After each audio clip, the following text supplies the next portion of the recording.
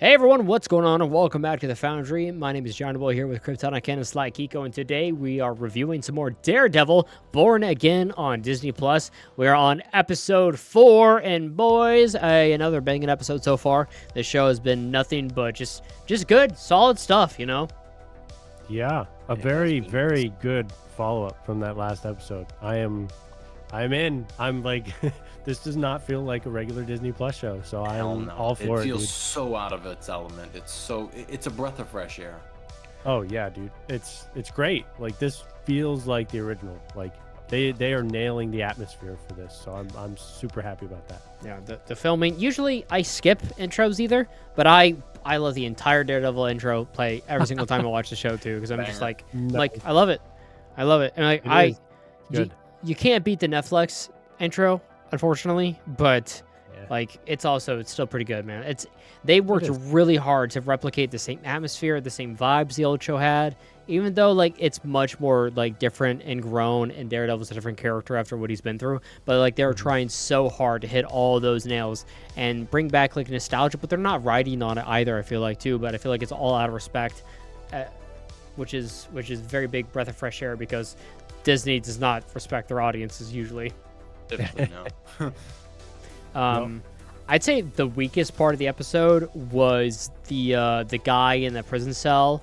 His acting performance was not the greatest, which is really funny because like he had a very emotional spiel and about real life problems that everyone should honestly listen to.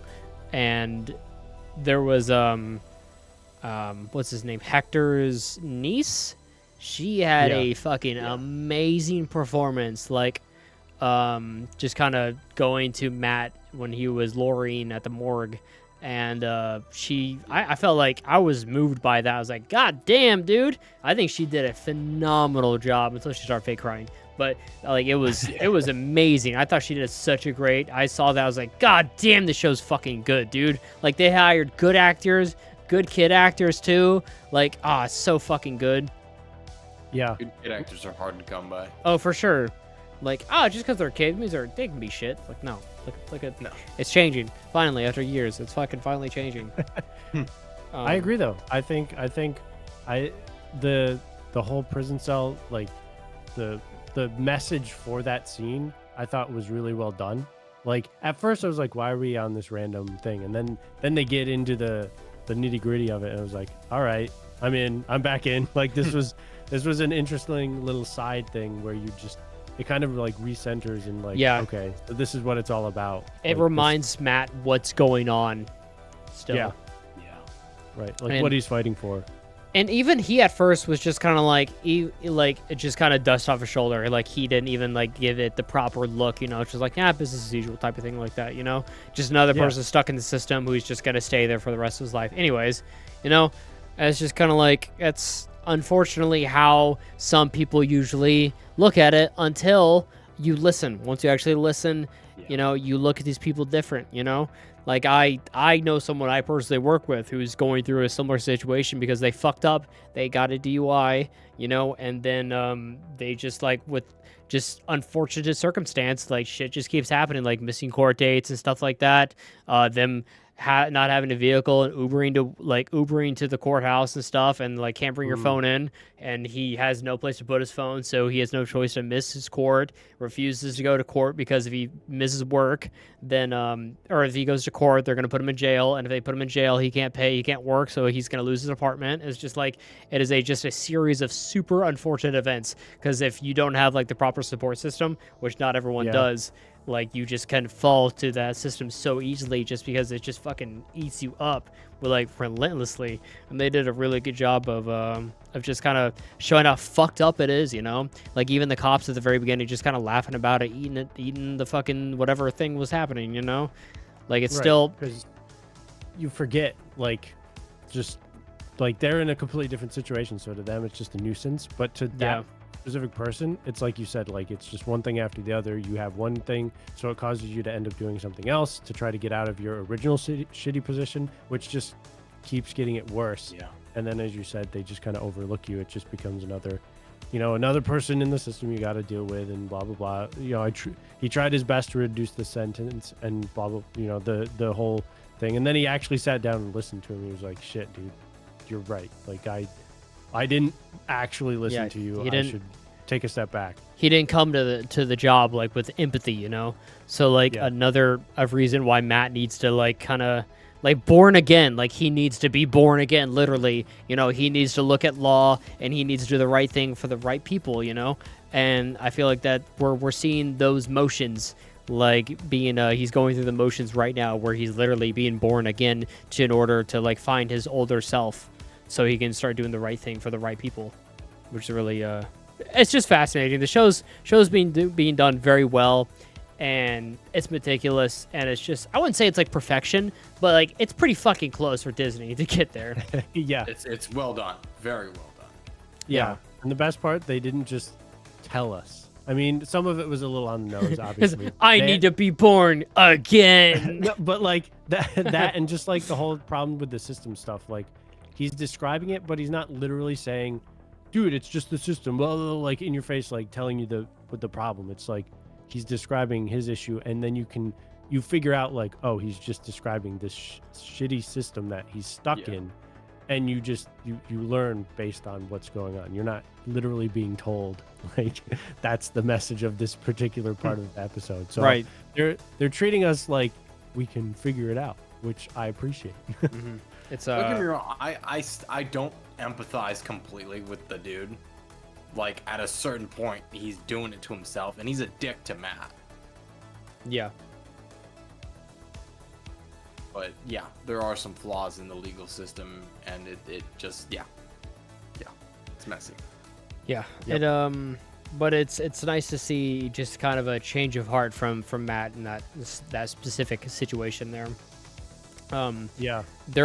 It's very interesting to see like the yin and yang of Kingpin, where he's at right now, and Matt Murdock, where he's at right now, and how they're trying so hard, and they're slowly kind of evolving but like devolving at the same time back to their former selves, which is like good and bad, because it's like the frustrations of Kingpin are starting to get to him, and the frustrations of, it's like kind of like nature and nurture too. It's like, this is what the world is doing, is turning Matt back into Daredevil, and Kingpin's always Kingpin deep down, like no matter how the world treats him, like he's still Kingpin. So it's really interesting to see just the contrast between the two of them, and it's not super like on the nose either, like it's not, I wouldn't say it's extremely subtle, but it's just like, man, the way they do it, I really am enjoying it, and just watching them devolve and evolve in different ways is really fun to me. I really enjoy it.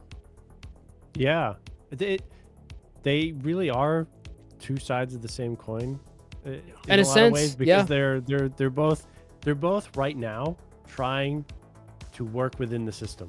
They are specifically trying to work within You're exactly the right. government and system to change for what they want and make the change in the world that they want to see. But you can also see, as you're saying, like Kingpin is getting frustrated. He clearly had so much frustration in his face when he had to sit through those people singing to him. He was so upset. Was I? He was like The crash out. He was so ready to stop, and he was like, "All right, nope, that's good. I'm ready to leave." And then Daredevil as well. Like, he's working within the system, but you can see that little bit of like, I could fix this if I was just out there fighting. It's like, man, it'd be a lot easier if I just beat you half to death right now. Right. So he's seeing like, it's so interesting. I do like it. But at the Heritage Day, were they singing the same song but a different language? They were singing the same song. Yeah. We There built was this the Latvian heritage. That's so fucking. I was dying. I love the cut to him crashing out in his office afterward. It's so unintentionally fucking funny too. Man, I love this goddamn show. I love Daredevil. Also, It's good. the fucking seeing Punisher felt very weird and felt super out of place during the rest of the like kind of vibe of the show. Really? And you could tell, definitely felt like it was it just felt pointless. I was like, I'm glad he kind of had like some inner monologue, like had a chance to vent and stuff like that, and able to talk about how he was feeling. But it just felt so just like out of the blue, and you could definitely feel like it was a reshoot. Yeah, I just felt I very do agree weird. that it felt like a strange place to put that sequence. I really liked that sequence. Yeah, I liked it. Yeah, I Like, like that whole seeing him there. conversation was great. Like, Felt out of what place, they're talking though. about, the emotion. But yeah, in this episode, it felt a little bit like he just randomly like was like, oh, let me go look for that bullet casing or whatever, and then I didn't quite follow why he went from that to like finding where the Punisher was. Maybe I missed something? He's always known where he is. Yeah, I figured that was like, yeah, I rewound it too because I was like, that didn't lead to where he was staying, did it? Like, no. So that was like, he's like, all right, so he's like Punisher symbol. He's like, I think he was keeping tabs to a degree, so he knew where he was at, or he could find him at least. That part confused me a little bit. It wasn't very clear. I agree. Towards the end, I rewound it again too because I was like, what's happening with Fisk? Like, where's he eating dinner? Like, that's not Olive Garden. Yeah. He's not having an omelet. What the fuck? Yeah, I was I don't know. I kind of spaced out a little bit towards the end too, which I think was my fault, but I don't know. Maybe it's kind of hard to follow in some cases with it, but also they did reshoot it and at the beginning, like I said, with the Punisher stuff, so maybe that's why it was not the easiest thing where he's just like bullet Punisher. So but yeah, that part specifically. But once they got there, I thought that whole conversation was really interesting. Straight bars. I liked it. I think they needed to focus on that first and a separate episode. Like the 2 episodes, it should have been split in 2, if that makes sense. Yeah. We should have had a Punisher storyline following the Hector Ayala so passing. briefly, yeah. And yeah, because it's meaningful and it does resonate a lot with. He almost goes to him like Frank says, like for permission. He's like, it's your right to feel this way. Like you haven't really it's the first honest thing you did when he hit him, because what's his name? Matt's been like in denial ever since the whole Foggy situation. Yeah. Oh, peak writing. It's I thought it was good. Yeah. Anytime those two have a philosophical debate, it just cooks. Yeah, I could hear them just go at each other for ages and stuff like that because they're funny as fuck.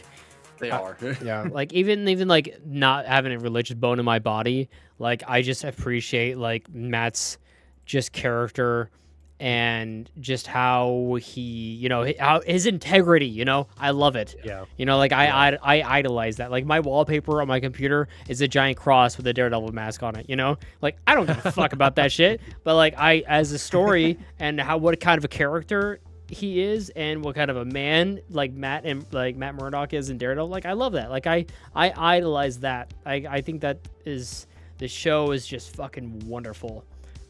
It just those contrast, and I'm glad they're not like super centering on that. I saw like a joke someone made like, oh, Matt fighting within an inner self to what to do again, blah blah blah, and I'm like, I've seen the whole lot of that, but like I'm seeing like heavy, I guess for a different reason because of Foggy and stuff like that. Yeah. It was nice to see good old Frank Castle, big old beard, big old long hair and stuff. Yeah.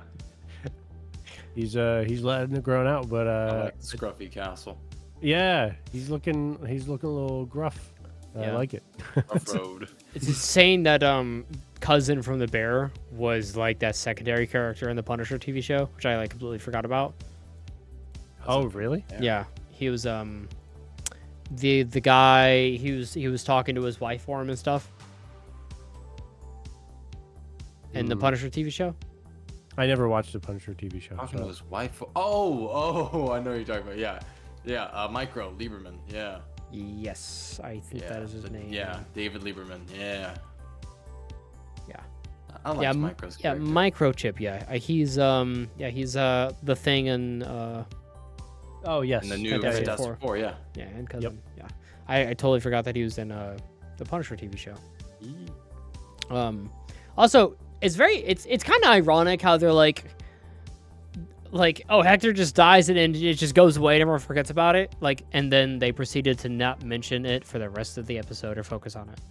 Yeah, they just had artwork in the back on the street signs and stuff.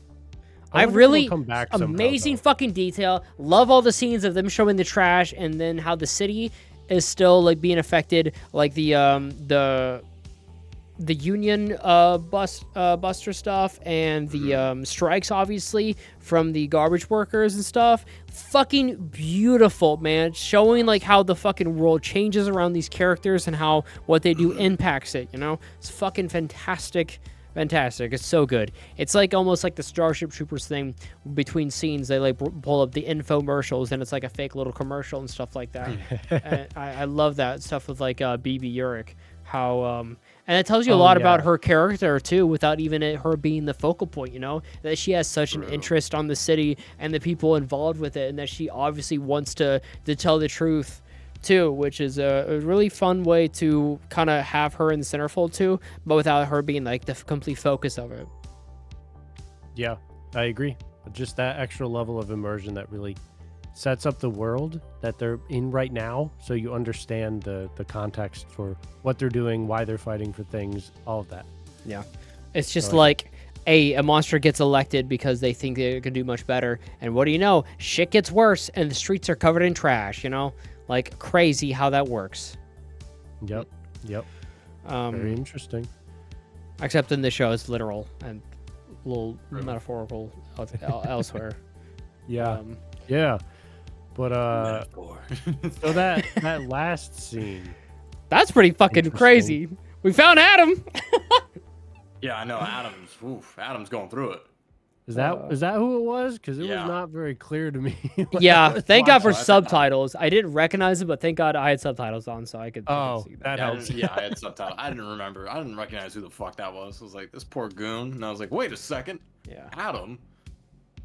Damn. Yeah, he just had it. He it was dead yet. I know, but basement dwelling, shit. Wait, so that's hey, fuck you, man. That was the guy she was cheating with, right? Yes, correct. Okay. Yeah, had an affair with. It's It's classy. It's an affair. So he lied straight to her face. He was like, I don't know where he is. Yep. Like hell, you don't know where he is. He's in your basement, bro. But the funny thing is, is she lying too, though? Does she know where he is? I feel like I don't know. I'd be surprised if she knew. I feel like she know her husband pretty well at this point. Like, she did say not to kill him. Yeah. She didn't say not to. And keep he wasn't him dead. Underground. Yeah. Yeah. I don't know. That's crazy. Now looking back at it when they both said I don't know, I'm like, that's fucking cheeky because they both said it the exact same way. Yeah. You know? I'm like, I bet she knows, and she's just like wash her hands of it, and she's just like, don't kill him, you know? And she knows not to fuck with her man, like her husband, like that. She knows what kind of a monster he is. Yeah. I would think it would tell a lot more about her and her character if she did know, you know? Like, that's how shitty their situation is. She's just like, I fucked him, and now he's a prisoner for life in the basement. Yep. But also, like, if you're gonna be fucking with a married woman, you should definitely be a little aware of who she's married to. Be a little more sure that he's not coming back before you do that. Yeah, before she's inspecting your paintings. Yeah. But now I talk about the episode, I enjoyed it a lot more when I say it out loud and stuff. We saw like the smallest hints of Muse as well, of him actually. I think it was like the debut. We haven't seen him with the mask on yet, have we? Yeah, we did at the end. Before the this. blood soaked. No, this was the first time we actually kind of got to see the costume. Yeah, it was pretty sick. I was gonna say with the streets filled with trash, I really enjoyed the graffiti as well. But did a great job like with some of the storytelling too, of what was happening in the city and how the people felt, being able to express themselves. Like it's like your normal stuff. Like it's almost like them. It's like, hey, there's your right wing people who obviously they back the blue, and like they think that everyone is Snowflake, like with the Punisher logo and said triggered over it and stuff. You know, like that's really interesting. Like how they're able to mimic it, but like in a way that's not like super cringe. You know, because like topical stuff like I don't really gel with. Like it's not my favorite. You know. But like this seemed almost like kind of tasteful in a way. It's like where they mix it with superhero bullshit and in real life. It feels like a kind of a topical way, and it works for me to where I don't dislike it. And that's just like a total personal thing too. Yeah. Yep. So we were talking about them getting frustrated with their system and working within it. I guess the end of this episode is really them kind of still accepting who they originally are, because we get a suit up for Daredevil and Kingpin's down in the basement eating dinner with his prisoner. So that's like very just like classic Kingpin right there. So I assume maybe that's why the excitement for episode 5 would be, because they're like fully back into their kind of original roles, so to speak. So we're gonna actually get some good Daredevil action in the next episode, I'm hoping. Hopefully. I hope so. Hopefully he's down at the pier stopping some shit going down, you know? Yeah. We shall see. Anything else you guys wanted to mention or discuss on this specific episode that you can think of? He got some action. We saw him get some action today. That's true, yeah. He was like, right before he suits up, he's like, all right, let's go to bed for That, and then he was What a hitting on the chick surprise. at the courthouse. I was like, damn. He got moved, man. Yeah. I'm telling you. What someone said Guy's in blind, but he has the vision. in a review that he gets more trim or something. I was like, Jesus Christ. I think that's it, though. Cool. Well, everyone, that's our review for episode 4. I'm gonna go ahead and give it a I'll give it 8.5. I enjoyed the heck out of it. Hell yeah, dude. Hell yeah. What about you boys? This one's tough. It is. I think I gave 9 to the last one. Mm-hmm. I don't want to go higher than 9. Yeah, I like it. I like it more than the last one, actually. I gotta go a step down and go 8. I like this Really? one a lot, but not more than the last one. Fair. I think I'll stick level with my last one. I'll stick with a 9 because I like this one pretty much just as much as the last one. What did IGN review this episode at? The source of truth for sure. Yeah, I'm leading. just curious. Yeah. It's interesting to see. What did Very they? interesting. Curiosity's sake, yeah. What did they fucking drop this review as? They give it a 7. Good. Chaotic Return of the Punisher is what? A chaotic return? What the 7? fucking? It was a conversation. Chaotic return? Yeah, it was so chaotic, bro. Fuck off, idiots. I shouldn't even looked. An 8. I shouldn't even looked. Enraged yourself by looking. I know. Classic. You know IGN, what though. they gave? You know what the fuck they gave Resident Evil 7? They gave that bitch a 7.7. You know what they gave The Sinking City? A 7. Yeah, dude. Wow. Interesting. Idiots. I'm not letting that go. It's almost a decade ago. I ain't letting that go. I haven't Nice. forgotten your wrongdoings. Yeah. All right, well, guys, so that's 8.5 then, I guess, in the middle. Yeah.